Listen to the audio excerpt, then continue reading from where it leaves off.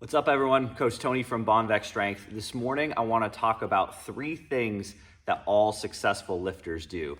And I don't like speaking in absolutes, but I've never met a great lifter who skips any of these steps. If you've ever trained with me, if you've ever listened to me talk or read anything I've written, you've probably heard me say that success leaves clues. That's because whatever it is you want to accomplish, somebody's probably already gotten there. And the best thing you can do is figure out what they did and follow that same path. Whatever they've done, they're leaving clues for you to follow along the way. So the first thing that all successful lifters do is keep a training log. Whether it's a written one like this one, they keep it on their phone or on a computer. A lot of people use their social media kind of as a visual training log. You have to keep track of your training. What gets measured gets managed. You have to be able to look back and see what you've been doing when things have been going well and when things aren't going well, so you can figure out what to do next. A lot of times when you're in a rut with your training, you're hitting a plateau, you can look back through your previous training and there's something there, a red flag, something that you need to change, or something during a period where you were really successful that you can fall back on to help get the gains coming again.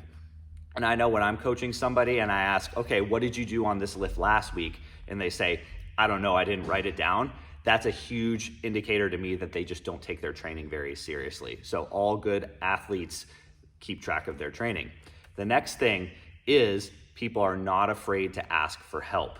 Great lifters usually have a team around them, whether it's training partners, whether it's a coach. They just are not doing it by themselves and they're not afraid to ask for help. If you look at the best powerlifters in the world, the best strength athletes in the world, they quite literally have a team to help them. They have a lifting coach, they have a nutrition coach, they have training partners. They usually have somebody medical on their team, whether it's a physical therapist, a massage therapist. They just have people there to help them because no person reaches the highest level of training, the highest level of athletic success without coaches, without a team around them, so they're not afraid to ask for help.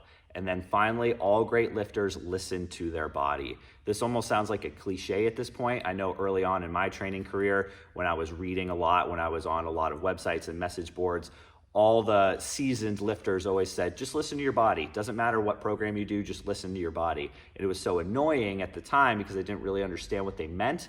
But after lifting and coaching for a long time, I now realize that every good training methodology, training system, training program, whatever you want to call it, all falls back on auto-regulation, meaning there's something built into the program that allows the lifter to change the weight on the bar, the volume that you're doing, the number of reps per set, even the exercises that you're doing based on how you're feeling that day. And great lifters are able to know when they're having a good day and their body feels good so they can push really hard.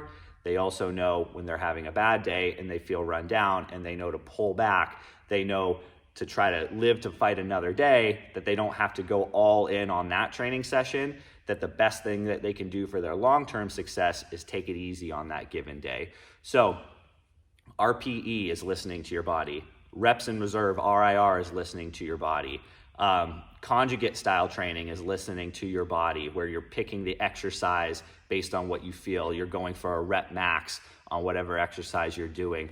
All of that is listening to your body. There's not something set in stone that you must do for your training. You're adjusting day to day based on how you feel.